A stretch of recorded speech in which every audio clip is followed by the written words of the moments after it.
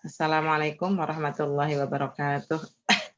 Waalaikumsalam Waalaikumsalam warahmatullahi warahmatullahi wabarakatuh. wabarakatuh. Alhamdulillahirabbil alamin, wassalatu wassalamu ala sayyidina Muhammadin wa ala alihi wa sahbihi ajmain. Wa ya rabbi shrah li sadri wa yassir li amri wa hlul 'uqdatam min lisani yafqahu qawli. Wa qur rabbi zidna ilman warzuqna fahman. Alhamdulillah, puji dan syukur pada Allah Subhanahu wa taala pada siang hari ini kita dipertemukan oleh Allah Subhanahu wa taala.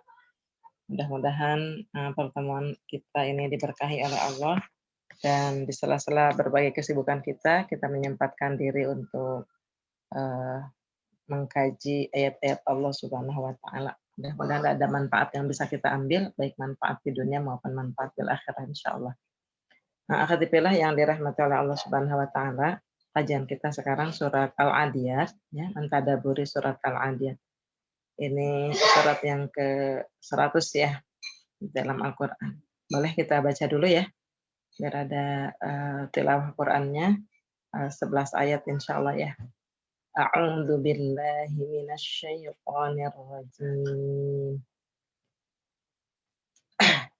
Bismillahirrahmanirrahim.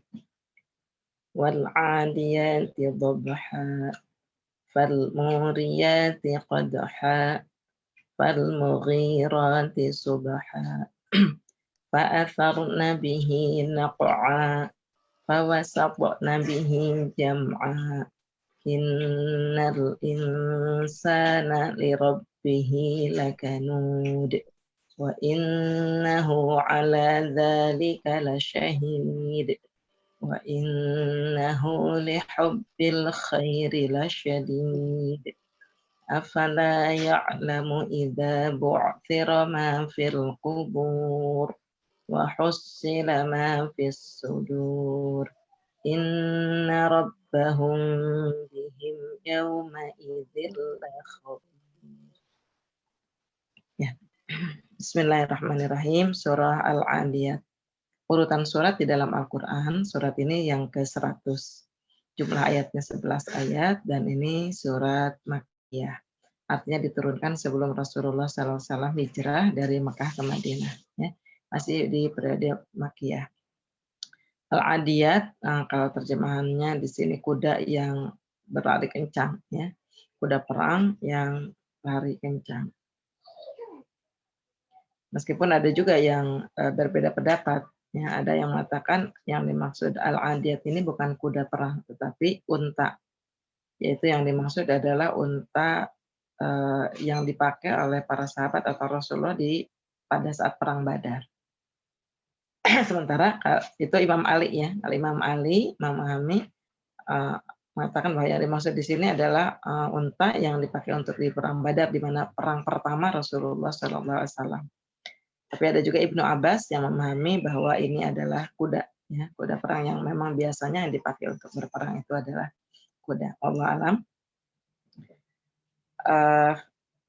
Surat Al-Adiyat ini seperti surat-surat yang lain di dalam juz 30 ya, hampir mayoritas berbicara tentang kiamat atau juga tentang keimanan kepada akidah ya, atau juga keimanan kepada hari akhirat. Nah, surat ini diawali dengan menyebutkan ya tentang kuda, yaitu kuda perang. Kalau kita pahami menurut pendapat Ibnu Abbas tadi ya, bahwa ini adalah tentang kuda perang. Nah, ini dari ayat 1, wal 'adiyati dhabha, fal muriyati qadha, fal mughirati subha, fa atharna bihi naq'a, fa wasatna bihi jam'a. Nah, ini 5 ayat ya. 5 ayat pertama ini Allah menceritakan tentang bagaimana kondisi peperangan atau bagaimana kuda itu berperan dalam perang fisabilillah. Ya.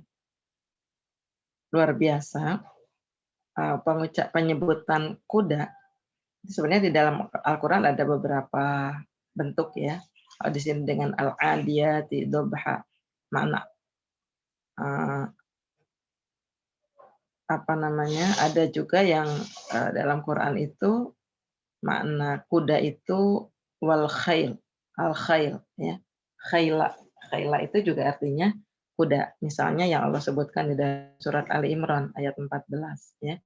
Zuyyina lin-nasi hubbus syahawati minan nisa'i wal banina wal qanatiril muqantarati minal fiddati wal khailil musawwamah. Nah, itu khail. Di situ artinya juga kuda ya. Atau misalnya di surat yang lain ya, surat Shad, Allah Subhanahu wa taala juga menyebutkan idz'uridu 'alaihi bil 'asyiyyis safinatul jiyad. Itu tentang kuda ya yang dimiliki oleh Nabi Sulaiman alaihi salam ya. Nanti kita lihat. Ada juga pengucapan kuda itu dengan makna yang lain ya, yaitu atau dengan kalimat yang lain ya, dengan kata khair. Nah, nanti kita bahas di ayat sebelum selanjutnya ya. Nah, ini di sini Allah Subhanahu wa taala berfirman dengan menyebutkan sumpah, wal adiyati, demi kuda perang ya, wal adiyati ya, yang kuda perang yang berlari sangat kencang, wal adiyati dobha ya, dobha yang terengah-engah ya. Yang terengah-engah itu karena lari yang sangat cepat, karena kencang gitu. Biasanya kita kan juga jangan usah lari deh, jalan aja kalau cepat, kalau kencang gitu ya, sampai terengah-engah gitu. Sampai suara terdengar suara terengah-engahnya gitu ya. Sampai ngos-ngosannya itu gitu ya, sampai terdengar. Nah, itu wal adiyati dhabha. Kemudian ayat keduanya fal muriyati qadha, yang memercikan bunga api dengan pukulan kakinya. Jadi karena cepatnya dia lari, cepatnya jalan sampai ketika kakinya menyentuh jalanan ya, menyentuh besi atau menyentuh jalan itu sampai terpercik. Kan kalau kuda itu pakai sepatu ya, disebut sepatu kuda, karena kalau nggak pakai sepatu kudanya itu dia kan larinya akan terhambat. Nah, ini karena itunya dari besi itu lari kencang sehingga memercikan api ya dengan kakinya karena cepatnya larinya dan kerasnya gitu ya. Dan ayat yang ketiganya fal mughirati subha, yang menyerang di waktu subuh. Subha di sini waktu subuh ya. Fal mughirati subha, yang menyerang di waktu subuh. Rasulullah ketika berperang ya, atau juga para sahabat selanjutnya ya, penerus-penerusnya Abu Bakar, Umar bin Khattab ya, ketika berperang maka seringkali mereka mengambil peperangannya itu di waktu pagi ya. Bahkan mereka menunggu dulu apakah terdengar suara azan ya di tempat itu. Ketika ditunggu subuh hari, ketika ada suara azan maka mereka akan menunda atau tidak membatalkan penyerangan. Tapi ketika tidak ada suara azan ya, mereka akan ketika berperang itu mengajak dulu mereka untuk masuk ke dalam agama Islam ya, mengingatkan mereka, mengajak untuk masuk ke dalam Islam. Jika ditolak, jika tidak mau maka mengikuti perjanjian ya, membayar fidyah, jizyah maksud saya ya, membayar upeti, tanda menyerah. Tapi kalau juga tidak mau, maka baru akan diperangi. Nah, ini sekali dilakukan di waktu subuh karena kalau di waktu subuh umat Islam itu bangun gitu ya. Bahkan dari fajar mereka, dari sebelum subuh mereka sudah bangun untuk qiyamul lail, untuk berzikir ya, untuk beribadah kepada Allah Subhanahu wa taala, menghidupkan waktu malamnya.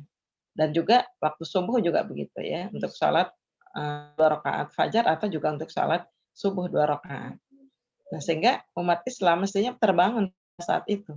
Ya, bahkan sudah terbangun dari sebelum-sebelumnya. Sementara orang-orang kafir itu lebih banyak mereka sedang terlelap gitu ya. Nah, itu yang seringkali dilakukan oleh para mujahid di medan perang ya. Sehingga mereka diserang di waktu-waktu subuh ketika mereka sedang terlelap. Kita juga kadang-kadang waktu subuh diserang ya, diserang kantuk ya. Seringkali udah susah bangun gitu kan, atau begitu selesai tidur udah langsung selesai sholat udah langsung tertidur lagi ya. Kadang masih berzikir, masih pakai mukena gitu kalau ibu-ibu ya. Gitu. Ada masih langsung keletakan ya, serang kantuk. Nah ini fal mughirati subha. Kemudian fa'asarna bihi naq'a, ayat yang keempatnya ya, yang menerbangkan debu. Karena cepat berlarinya, karena kencang berlarinya sampai menerbangkan debu. Apalagi kalau peperangan itu dilakukan di gurun pasir ya. Di masa Rasulullah kan perang-perangnya atau itu di tempat-tempatnya gitu ya, padang pasir. Pasti debu-debu itu berterbangan luar biasa. Bahkan nggak usah di padang pasir pun, tempat kita kalau memang dia lari cepat gitu ya, jalan tanah itu kan menerbangkan. Dan ini pernah menjadi satu taktik perang yang luar biasa yang dilakukan oleh Khalid bin Walid ya. Ketika dalam kondisi yang sudah hampir-hampir kalah atau dalam kondisi terdesak waktu itu, maka Khalid membagi pasukan perangnya dengan dibagi 4 gitu ya.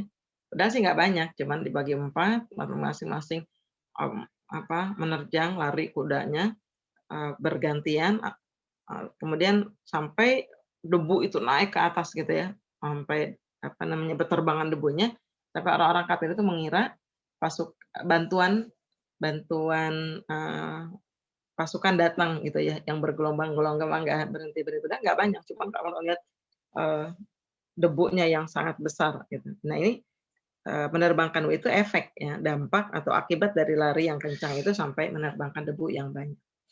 Kemudian fawasatna bihi jam'a, lalu menyerbu ke tengah-tengah musuh ya. Akhirnya dia masuk ke tengah-tengah musuh dan menyerbu.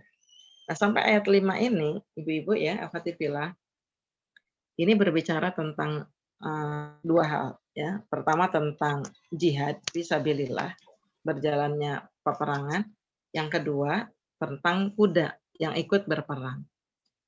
Allah ingin mengajarkan kepada kita ya, sebenarnya kuda itu kan makhluk hewan ya, binatang gitu. Yang ya sekarang menjadi menjadi sebuah ini juga status ya, orang olahraganya berkuda gitu kan. Orang itu kan menunjukkan status gitu ya. Itu kan termasuk yang kebanggaan lah ya. Gitu. Tapi itu sebenarnya sesuatu yang diperintahkan kan oleh Rasulullah SAW ya, di antara di antara olahraga ya, atau permainan yang diperintahkan oleh Rasulullah itu kan adalah berkuda, memanah dan berenang ya. Dalam hadisnya kan Rasulullah SAW pernah menyampaikan, kullu syai'in laisa fihi dzikrullah fahuwa la'ibun wa lahbun. Ini Rasulullah, segala sesuatu yang di dalamnya tidak ada zikir kepada Allah itu adalah sesuatu yang melalaikan ya, permainan atau sesuatu yang melalaikan dan melupakan gitu ya. Itu coba permainan yang melalaikan. Kecuali kecuali 4 hal. Kata Rasulullah, nih segala sesuatu itu yang tidak ada zikir di dalamnya itu cuma permainan-permainan yang melalaikan, kecuali 4 kata Rasulullah ya. Yaitu mula'abatur rajul imra'atahu. Bercandanya seorang suami kepada istrinya. Ini ibu-ibu yang udah menikah ya, yang belum siapa? Yang masih jomblo, mudah-mudahan segera ada jodohnya ya. Yang udah menikah nih. Jadi bercandanya seorang suami kepada istrinya itu adalah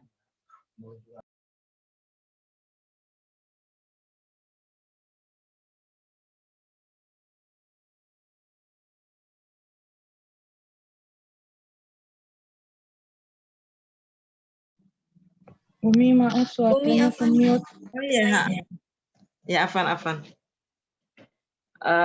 Jadi bercandanya seorang suami kepada istrinya gitu ya, atau maksudnya suami istri ya gitu ya, itu nggak disebut melalaikan, nggak disebut, meskipun bermain-main gitu ya, meskipun bercanda itu tidak termasuk permainan yang melalaikan gitu ya, meskipun tidak zikrullah kan gitu ya, bercumbunya suami istri gitu, bercandanya suami istri itu luar biasa karena itu termasuk bagian dari menjaga keharmonisan rumah tangga, sehingga itu diapresiasi oleh Allah Subhanahu wa taala ya. Kemudian yang kedua, watadibur rajul farasahu, seorang yang melatih kuda. Nah, itu tidak termasuk yang melalaikan gitu. Kemudian melatih memanah gitu ya, atau yang berlatih memanah. Baik yang melatih atau yang berlatihnya gitu ya, untuk memanah, kemudian wa ta'lamur rajul as-sabahah atau as-sibahah yang mengajarkan berenang. Seorang yang belajar berenang atau mengajarkan berenang. Itu olahraga yang memang diperintahkan kan oleh Rasulullah. Nah, kata Rasulullah meskipun di situ tidak ada zikrullah, artinya orang nggak sambil zikir gitu ya. Tetapi itu tidak termasuk yang permainan yang melalaikan.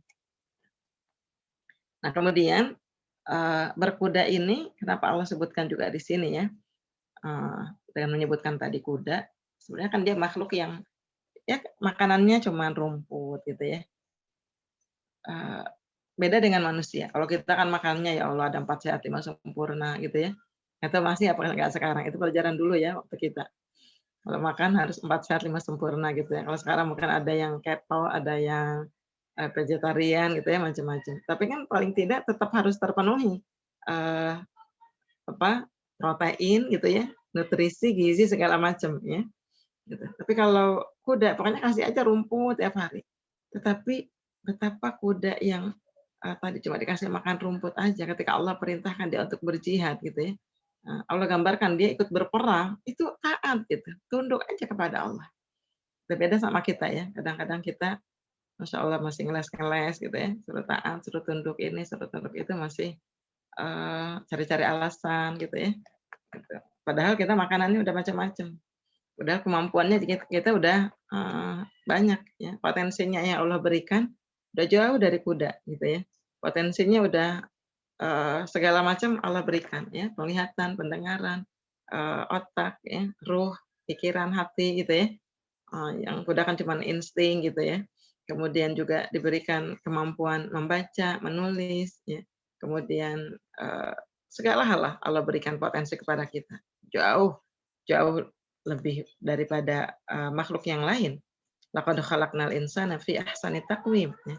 Tapi kadang-kadang justru manusia banyak lalai atau banyak yang ingkar. Nah, nanti di ayat yang ke-6 ini Allah sebutkan ya.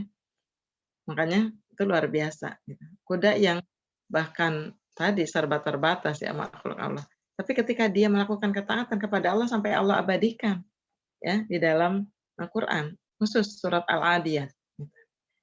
Sama seperti misalnya anjing ya ketika dia membantu Ashabul Kahfi itu juga Allah abadikan di dalam surat Al-Kahfi, Allah sebutkan gitu ya. Nah ini di sini pelajaran kita dari 5 ayat pertama ini dari kuda, jangan sampai kita kalah oleh kuda gitu ya, yang taat, yang apa namanya, tunduk ya atas perintah Allah Subhanahu wa taala, padahal dengan segala sesuatu yang terbatas gitu. Sementara kita yang serba diberikan segala hal gitu ya oleh Allah Subhanahu wa taala, bahkan diberikan juga kuda untuk aktivitas, untuk kemudahan, untuk transportasi gitu ya.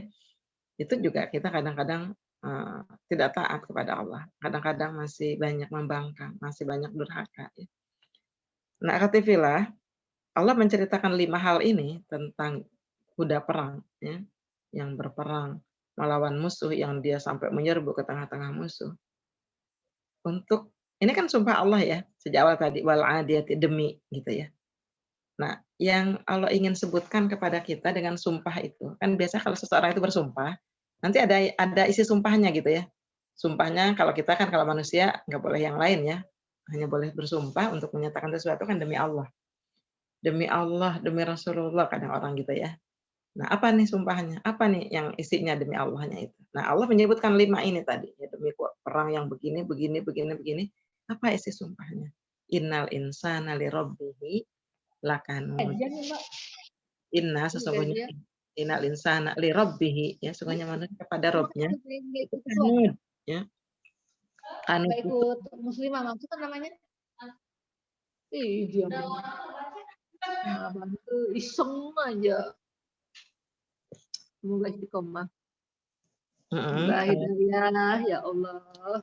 Saya minta tolong Mbak Angkar di mute, Cak. Boleh.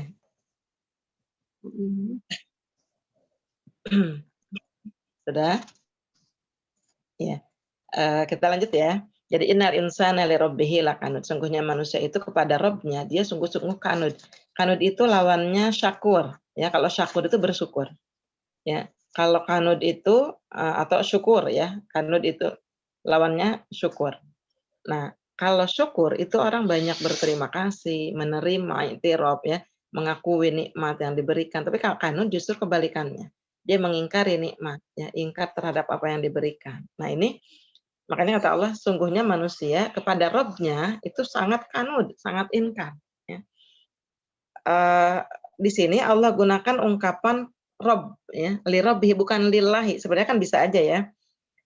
Ungkapannya begini, innal insana lillahi lakanud gitu ya. Itu kan bisa aja. Sungguhnya manusia lillahi kepada Allah, kanu dia sungguh ingkar. Itu kan bisa.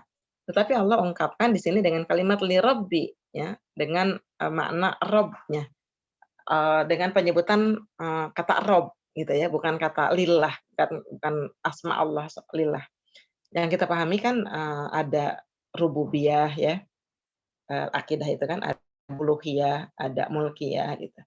Nah, kita pahami bahwa makna Rabb itu insya Allah pernah ya kita bahas di surat Al-Fatihah. Alhamdulillahirabbil alamin di tafsir Wabayan itu makna Rabb itu adalah Khaliq.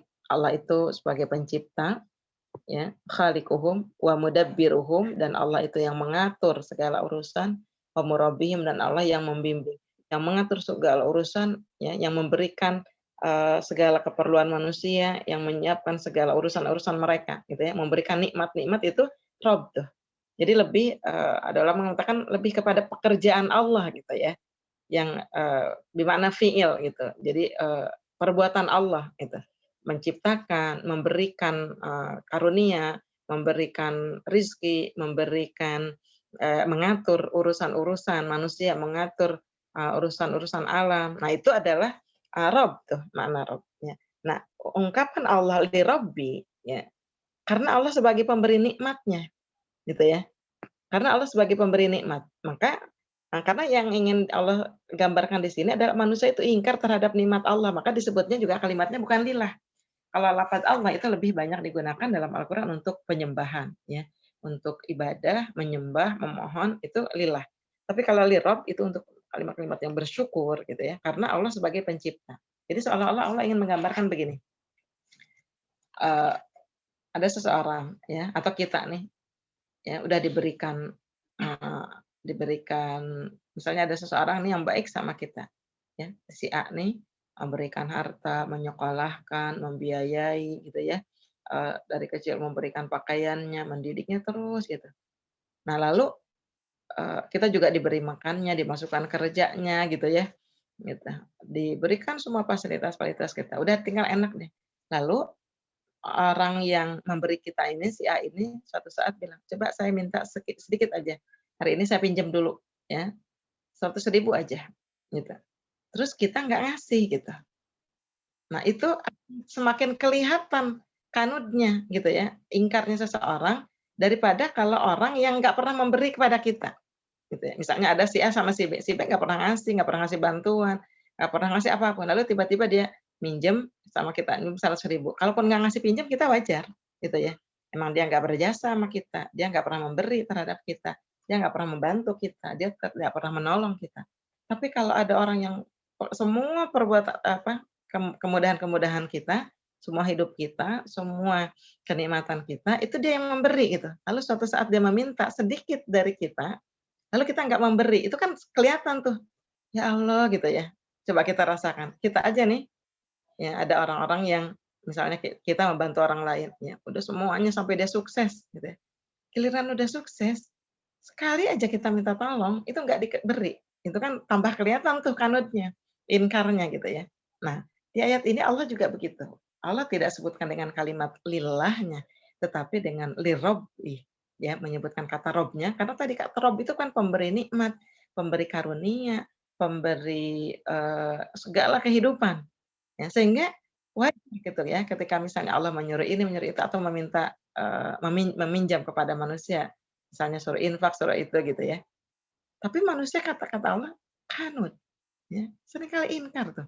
Padahal udah diberi banyak banget, tapi dia nggak mengakui gitu ya, kepada pemberinya itu, gitu. Nah, makanya Allah ungkapkan dengan kata li rabbi. Nah, inilah yang pernah saya katakan bahwa tidaklah satu kata atau satu kata ya di dalam Al-Qur'an itu kecuali dia memang punya tujuan diletakkan di situ. Kenapa di sini tidak lillah gitu ya. Karena Allah ingin menyebutkan bahwa Dia yang sudah memberi kamu nikmat, kamu makan, kamu hidup, kamu nafas, kamu segala macam, gitu ya. Tapi manusia itu ingkar kepada Rabb-nya, ya. Seringkali manusia itu ingkar. Kemudian akhwati fillah, ya, makna kanut, ya, ingkar di sini, ya, itu banyak. Ya, para ulama menyebutkan contoh atau apa sih yang dimaksud dengan kanut, ya. Kanut itu beda tadi dengan syakur. Kalau Allah kan maha bersyukur, ya. Allah punya sifat syakur. Syakur itu maha bersyukur. Allah membalas kebaikan kita itu luar biasa. Allah yang memberi makan, yang memberi hidup, memberi nafas, memberi tubuh, memberi semuanya. Tapi ketika kita taat kepada Allah, kita disuruh salat lalu kita salat, kita puasa lalu kita puasa, kita suruh taat lalu kita taat, kita dibalas lagi gitu ya. Padahal kan ibaratnya gini, kalaupun nggak dibalas lagi, ya pantas. Toh yang membuat kamu hidup segala macam itu Dia, gitu ya, Allah. Tapi ketika kita melakukan kebaikan dibalas lagi, dikasih kebaikan lagi, dicintai, ditambahkan lagi nikmatnya. Bahkan kalau tadi dipinjam, ya, ketika kita berinfak itu kan pinjaman kepada Allah, nanti dikembalikan lagi oleh Allah. Bahkan pengembaliannya 700 kali lipatnya. Dan pengembalian itu bukan hanya di dunia, tapi juga di akhirat itu ya. Dan membalasnya, kenapa Allah disebut syakur? Karena membalasnya itu nggak seperti kita. Ya, kalau ada orang nih baik hati, ada seorang majikan yang baik sekali kepada pembantunya.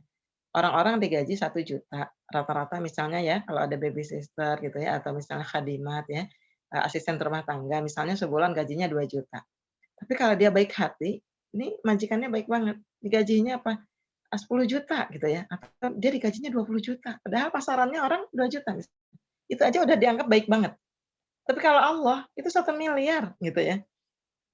Itu kan nggak batas tuh syakurnya gitu ya. Kenapa? 700 kali lipatnya balasannya, gitu ya.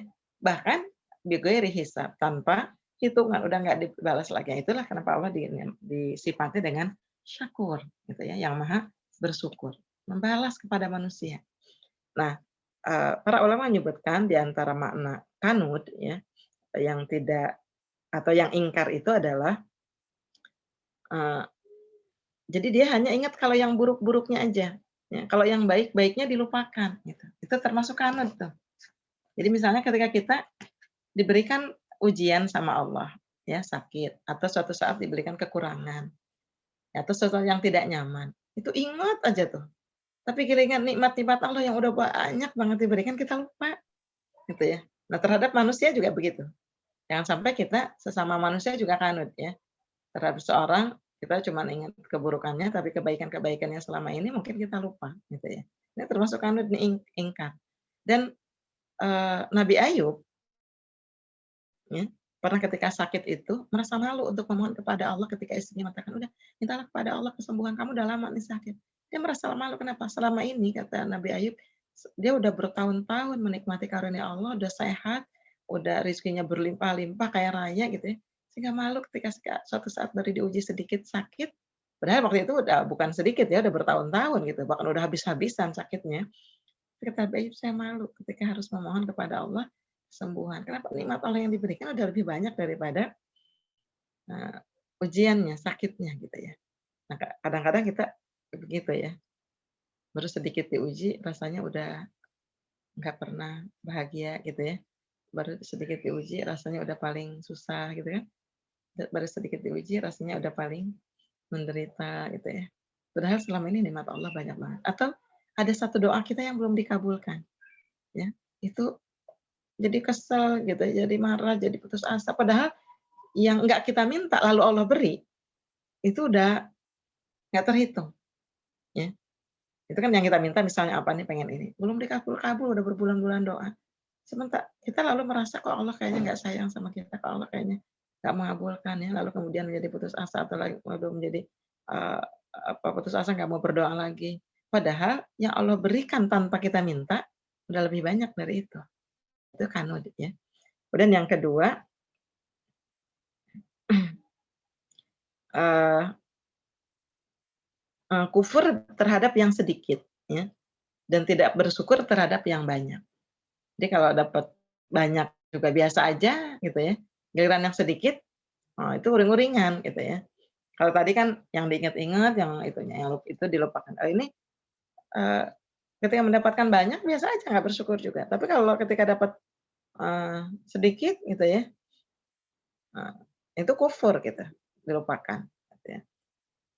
Itu termasuk juga inkar.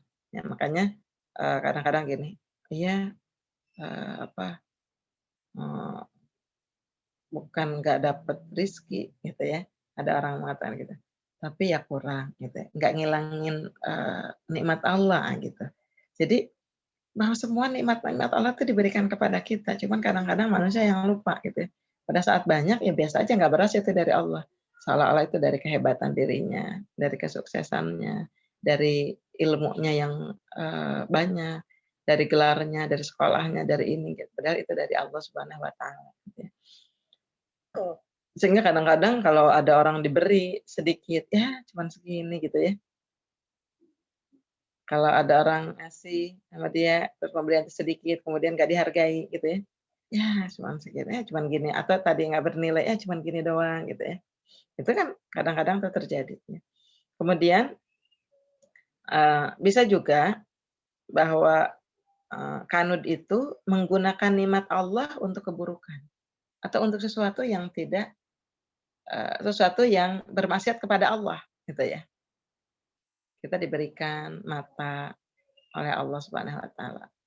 Nah, sebagai bentuk syukur kita, harusnya mata itu digunakan untuk sesuatu yang, eee, yang diperintahkan oleh Allah, sesuatu ketaatan kepada Allah.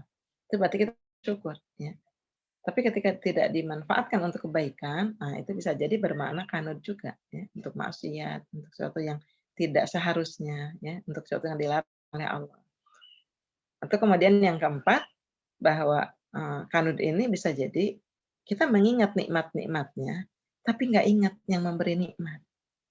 Ya, sebutin sih alamnya apa namanya, kita mendapatkan nikmat ini gitu, bangga dengan kenikmatan-kenikmatannya.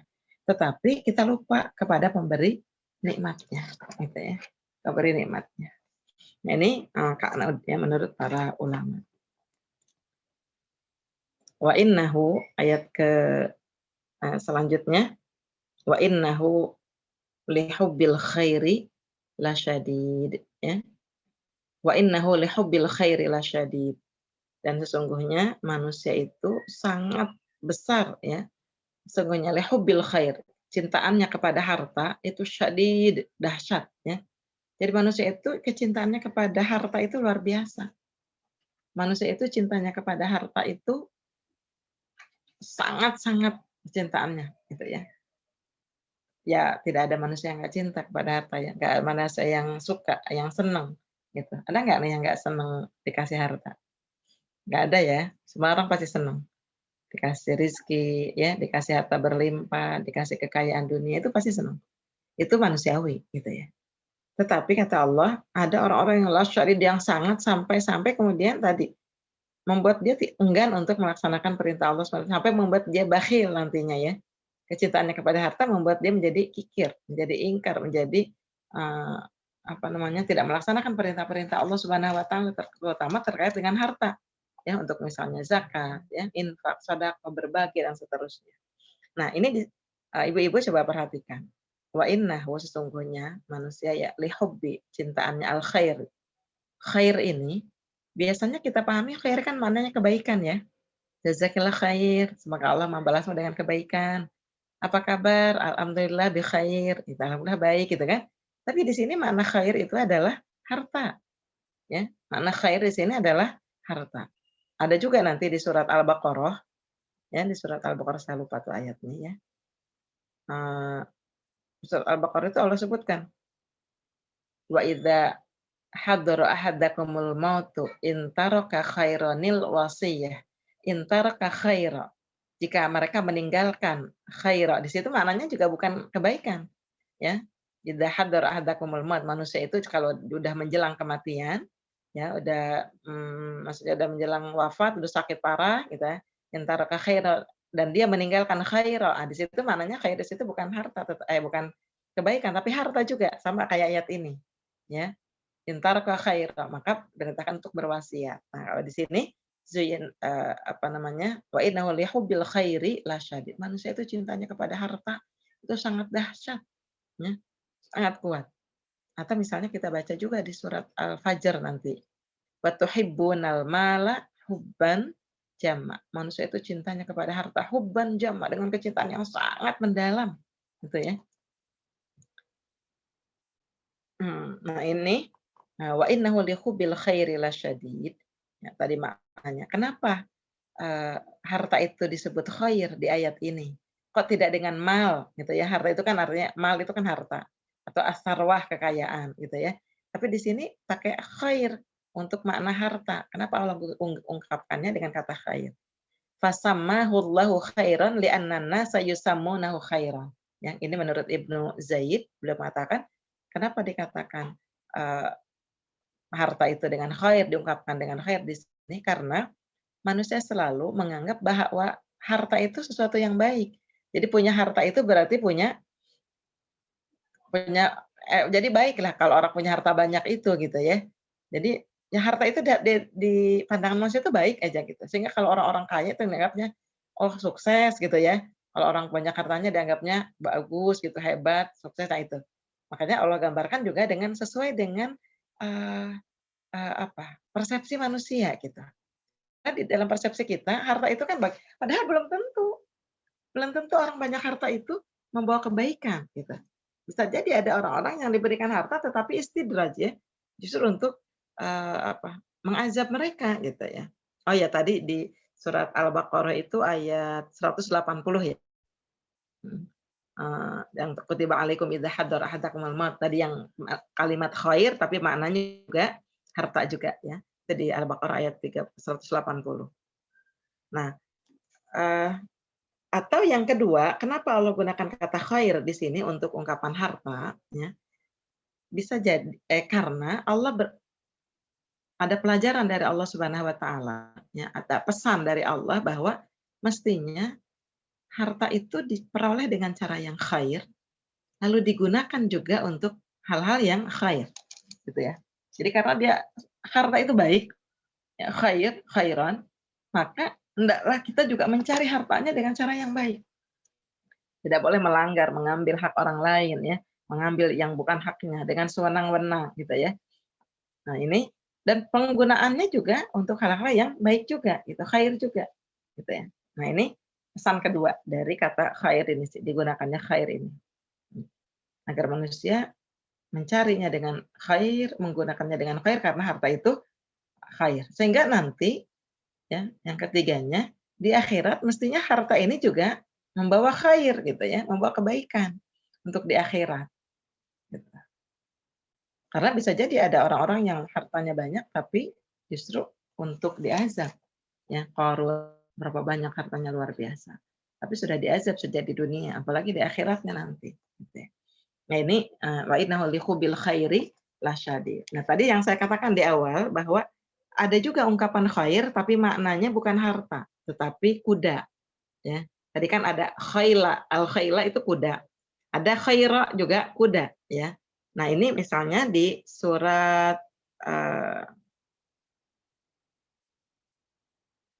sebentar ya, suratnya apa nih? Faqala inni ahbabtu hubbal khairi an dzikri rabbi gitu ya. Itu kalau tidak salah surat Shad ya, ayat 32 ya. Nah, ini Nabi Sulaiman tadi tentang Nabi Sulaiman ya.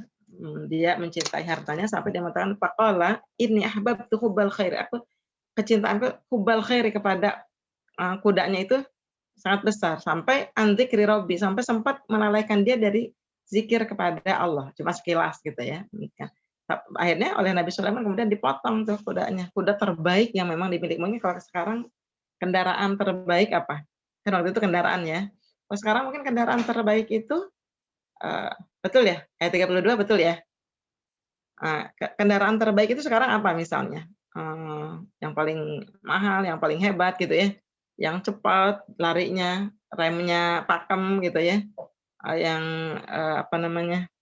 nyaman dikendarai, yang AC-nya bagus gitu. Itu kan orang kadang-kadang seringkali membuat orang melalaikan, dibersihin, dilap-lap, diusap-usap gitu ya, sampai lupa tuh. Nah akhirnya Nabi Sulaiman dipotong.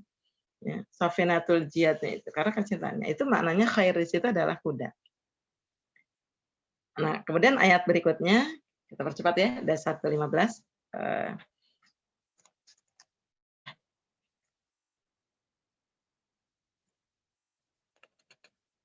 ayat yang selanjutnya wa innahu bil khairi lasyadid.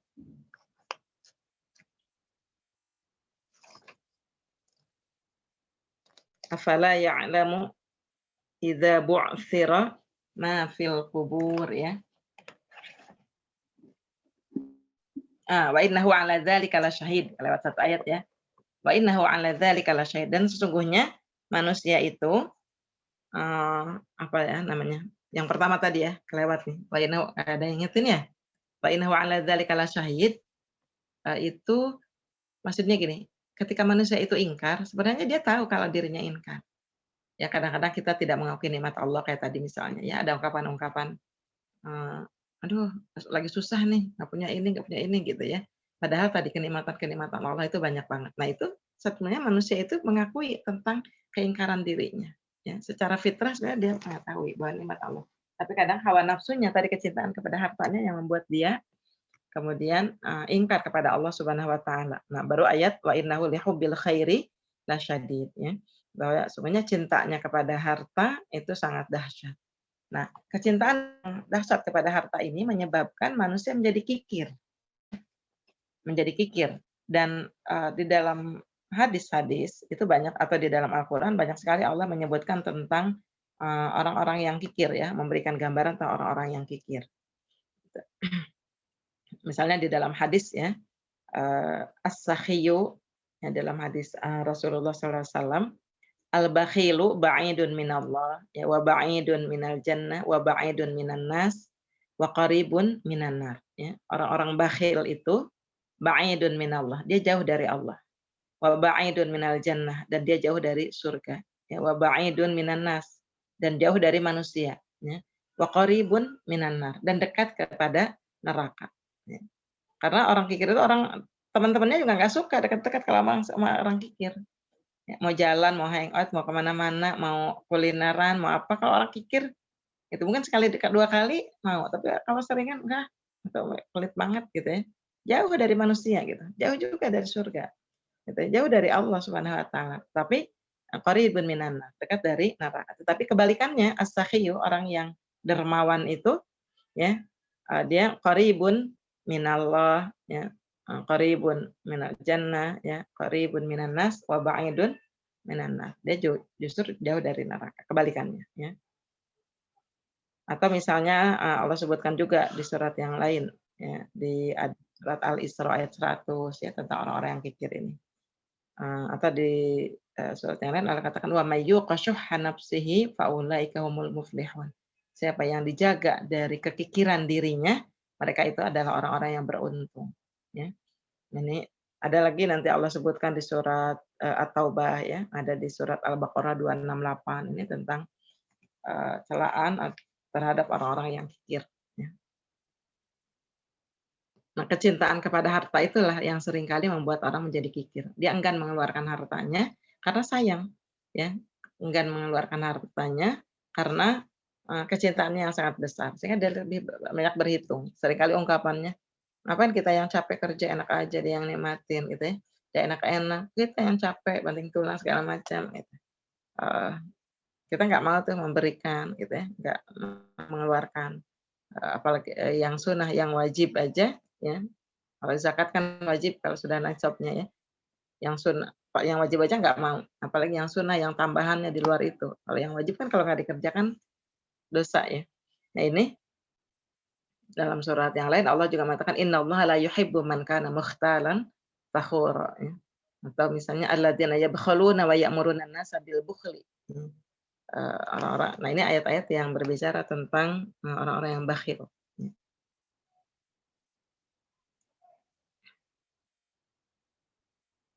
Kemudian ayat yang ke-9, afala ya'lamu idza bu'thira ma fil qubur ya. Afala ya'lamu idza bu'thira ma fil qubur. Apakah manusia itu tidak tahu bahwa jika nanti akan dibongkar apa-apa yang ada di dalam kubur ya. Siapa? Jenazah manusia yang udah meninggal gitu ya. Yang tadi sudah dikubur mayat-mayat, maka kata Allah nanti akan dibangkitkan, bu'thira, ya, bongkar semuanya, nggak ada yang terlewat. Di dalam surat An-Nazi'at orang-orang kafir itu berkata, "Aidza kunna 'idzaman nakhirah." Kita udah jadi tulang-tulang belulang, gitu ya. Emang ya nanti dibangkitkan? Ya semuanya dibangkitkan, ya yang sudah jadi tulang-tulang yang gimana kalau yang nggak ada kuburnya? Dibangkitkan juga, gitu ya. Karena cuma Allah yang tahu di mana letak mereka, tempat mereka tersimpannya, gitu ya. Nah ini afala ya'lamu idza bu'thira ma fil qubur. Semua akan dibangkitkan oleh Allah Subhanahu wa taala.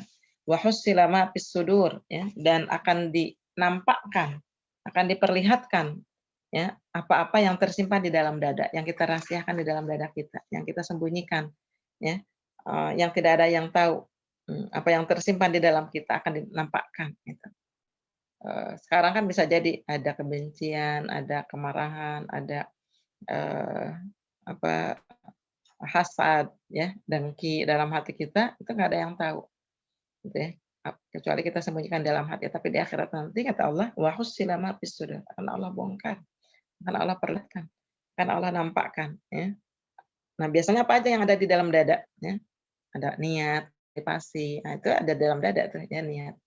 Nanti akan kelihatan niat-niat seseorang itu niat ngajinya karena apa, niat, pergi hajinya karena apa, niat sholatnya gitu ya, motivasinya. Atau tadi penyakit-penyakit hatinya, hasad, dengkinya, itu yang di dalam hati, ya. Atau rahasia-rahasia yang dia sembunyikan. Hmm. Yauma la yanfa'u malun wala banun illa man atallaha biqalbin salim, ya, di surat Asy-Syu'ara.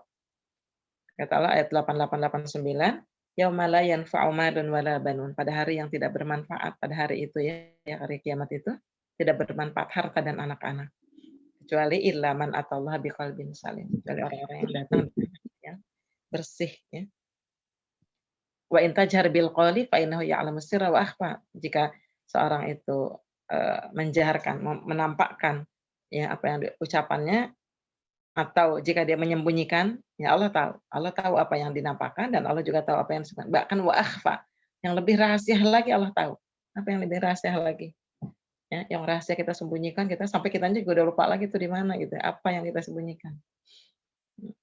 Inna rabbahum bihim yauma idzil lakhabir, ya, sesungguhnya Rabbmu, inna rabbahum, sesungguhnya Rabbmu, ya, Tuhanmu, yauma idzin, ya, pada hari itu lakhabir, ya.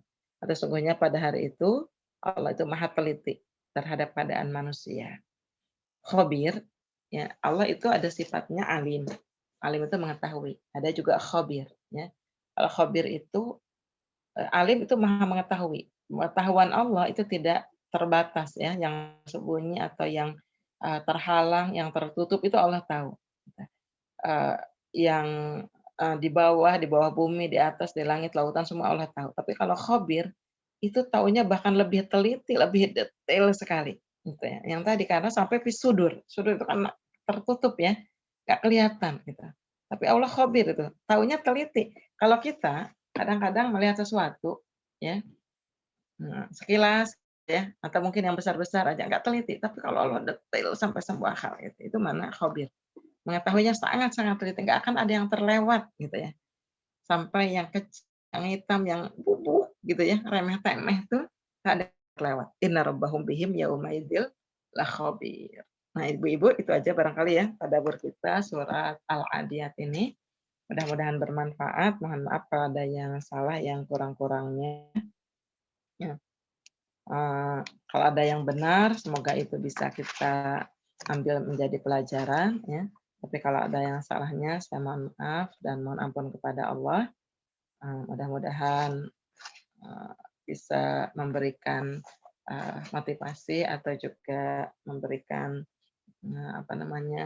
semangat buat kita ya untuk terus bersyukur terhadap nikmat-nikmat Allah Subhanahu wa taala. Ya, itu aja. Ihdinas siratal mustaqim. Assalamualaikum warahmatullahi wabarakatuh.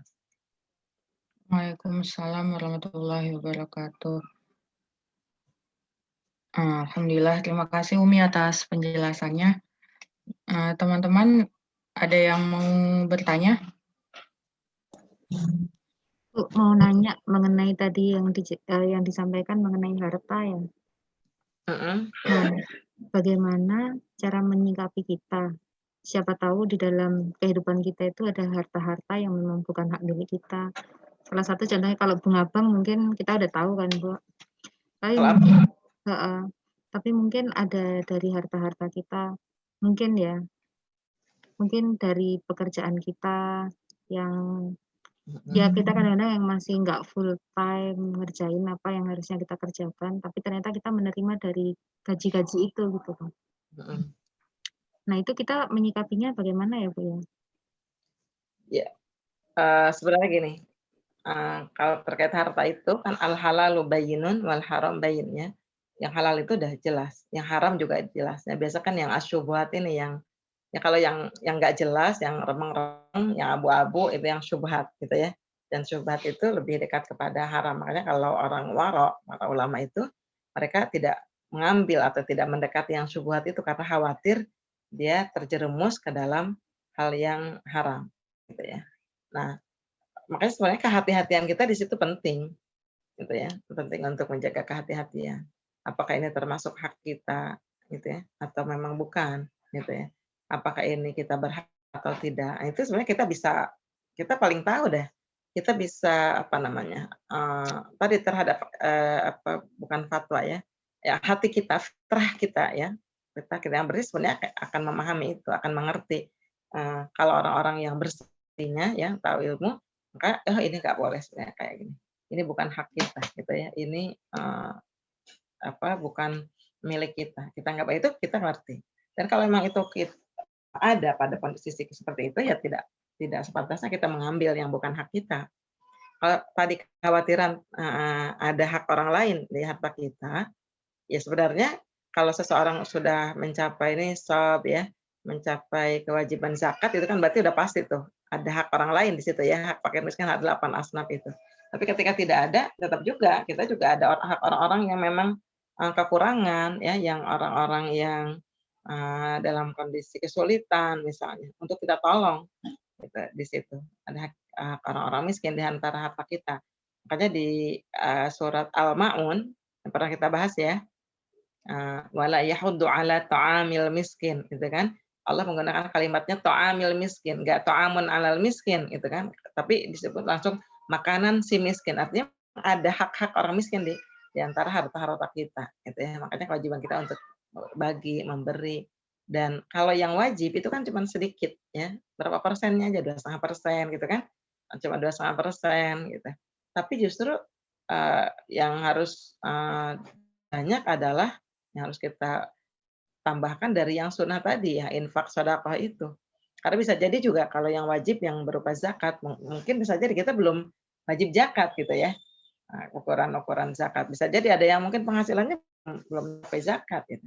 Tetapi kalau di situlah kita melaksanakan infak atau sedekah gitu ya. Infak, sedekah, wakaf dan lain sebagainya karena banyak peluang-peluang kita untuk mengeluarkan dari harta itu di jalan yang lain meskipun misalnya tadi kita belum mencapai nisab.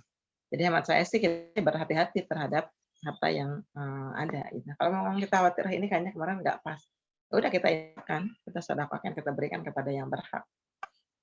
Orang-orang yang memang nggak mampu. Mohon maaf. Kira-kira Bu. Ya, ada lagi yang mau bertanya? Ini sudah 1:30 lewat. Kalau enggak usah dicari-cari, Mbak. Umi mau nanya. Ya, saya ada. Itu ya? Iya, Mi. Apa nih, Mi, kameranya? Umi mau nanya, contoh ya, Mi, ada kasus, misal, kalau di dunia PNS kan suka ada dana abu-abu tuh, Mi. Nah, misal kasusnya suami ini, beliau itu ditelepon sama temannya si A. Beliau minjem dana gitu Mi, katanya untuk urgent segala macam gitu. Karena sampai ditelepon tuh sehari bisa 3-4 kalinya Mi. Berarti kan urgent banget. Nah, akhirnya suami langsung ngasih tuh Mi pakai uang pribadi. Nah, terus berapa minggu kemudian suami dapat info dari teman kantornya juga bahwa si A ini banyak meminjam ke teman-teman kantornya gitu, Mi. Sering pinjam ke sana sini gitu. Iya, bahkan sampai ada yang 3 tahun belum dibayar. Terus kalau di total itu sekitar ada puluhan juta gitu, Mi. Nah, ini kan ada lebih mungkin ya 10 orang gitu, Mi. Nah, ini kan suami kan jadi bingung, Mi, aduh, suami itu bakalan dapat antrian ke berapa ya, bakalan dikembaliin gitu. Nah, ini kalau misalnya niatnya diubah, Mi, misal yang dana pinjaman, ke si A ini diubah pakai dana yang abu-abu itu gimana ya, Mi? Soalnya, ternyata itu dipakai untuk judi, Mi, minjemnya untuk Nah, ikut pantesan judi. makanya bisa minjem ke mana-mana gitu ya? Iya, jadi beliau tuh kayak tutup lubang gali lubang gitu. Mhm, Ada lagi juga yang pinjaman kayak online gitu, Mi. mhm. Jadi suami juga kaget kok ada ya yang kayak gini sampai ada yang 3 tahun juga segala macam gitu, Mi. Kalau diubah, sistem pinjamannya itu pakai diniatin pakai uang abu-abu itu, bolehkah, Mi? Karena kan dunia pesta suka ada uang abu-abu dan, apa Sebenarnya nggak usah, kalau menurut saya ya. Karena gini, ketika dipinjamkan, ya akhirnya memberi peluang dia untuk berjudi kan? ya itu, Mi, karena masalahnya dipinjemin, Mi. Iya, artinya gini, Taunya udah judi itu ya pas udah dipinjemin gitu. iya, makanya harusnya dari awal kalau memang itu tahu kita bahwa uang itu akan dipakai untuk maksiat, maka kita nggak usah meminjamkan.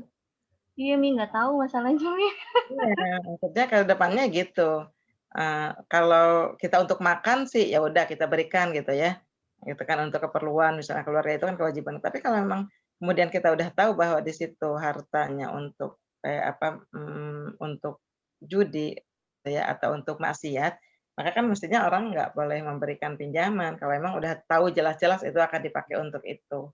Karena berarti kita kan juga memberikan artinya Eee, ya jadi memuluskan jalan orang untuk maksiat gitu ya, Iya betul, Mi. Masalahnya kan suami nggak tahu tuh, Mi. yang Taunya mudah setelah ya, beberapa minggu setelah ngasih pinjaman gitu, terus dapat info dapat si A itu minjem ke B, C, jadi D, E, F, boleh G, nggak nih uang kita itu diganti oleh, eee, uang itu gitu dan ya, abu-abu itu, Mi, ya. ditukar gitu ya?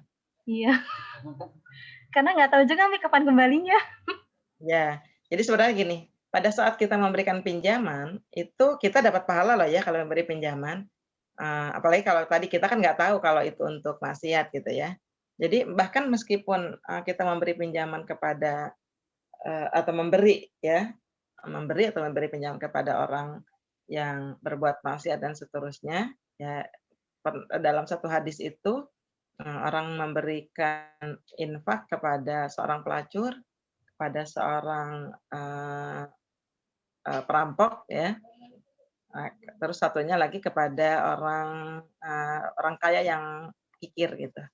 Itu ada satu riwayat dan itu tetap mendapatkan pahalanya kita gitu ya. Karena kan kita tadi tanpa sepengetahuan kita pada saat kita memberi pinjaman atau pada saat kita memberi, ini bab lain ya. Jadi kita tetap mendapatkan pahala gitu. Jadi TIC juga meskipun tadi suami awalnya nggak tahu, gitu ya, atau setelah tahu pun itu pahalanya tetap ada di sisi Allah karena kan kita nggak tahu kalau untuk itu. Kalau tahu kan mungkin nggak akan kita pinjamkan ya. Iya, Nah, Mi. pada saat kita memberi pinjaman kepada seseorang, maka selama uang kita belum dikembalikan, itu pahala kita tetap mengalir, gitu ya. Pahala kita tetap ada gitu, pahala kita tetap, tercatat di sisi Allah Subhanahu wa taala pada saat kita memberikan pinjaman. Meskipun ternyata kemudian manfaatkan untuk hal yang, itu urusan lain ya, karena kan kita nggak tahu, gitu. Jadi Iya. udah dapat pahalanya. Sehingga nanti kalau TIC diganti dengan uang itu, berarti ya udah selesai itu pahalanya, gitu ya. Karena hutang itu Soalnya selama belum potensi dibayar kembali, Mi. utang itu selama belum dibayar pahalanya ngalir terus lah kita. Kadang sampai dari bayar gitu ya, itu. Sebenarnya ada saran lain teh, apa namanya, putihkan ya, dibebaskan. Itu boleh juga. Kalau memang memungkinkan gitu ya, udahlah diinfakin aja biarin dibebaskan gitu ya, biar mudah-mudahan dia dapat hidayah, diberikan petunjuk gitu. Masalahnya pas kita tahu tujuannya untuk itu jadi gimana Jadi gitu. haram. Iya, iya. Tapi insya Allah pahalanya nggak hilang, Teh. Gitu ya. Heeh. Artinya pahalanya nggak ya artinya gini, meskipun kita tahu terus kemudian dipakai itu, ya pahala kita nggak akan jadi ikut berdosa. Dan pahala kita yang sudah tercatat waktu kita menolong itu tetap tercatat karena kan kita tidak tahu ya. Dari awalnya kalau emang untuk hal yang maksiat seperti itu. Allah alam. Ya. Dari jam 1:30 lewat. Ya, Coba. alhamdulillah. Ya, kita tutup Ibu, aja. pertemuan berikutnya Al-Zalzalah ya, Bu? Ya. Oke. Ini konfirmasi itu. Insya Allah. Amin. Kita tutup dengan membaca doa kafaratul majelis. Ya, Bismillah. subhanaka Allahumma wa bihamdika asyhadu an la ilaha illa anta astaghfiruka wa atubu ilaik. Ya. Assalamualaikum warahmatullahi wabarakatuh. Waalaikumsalam warahmatullahi wabarakatuh. Rezekilah ya Umi. Rezekilah ya, Bu, sehat-sehat. Mbak Pira, ya. Ya, makasih Umi. Terima kasih ya. Ya, sama-sama. Oke, ya. Ini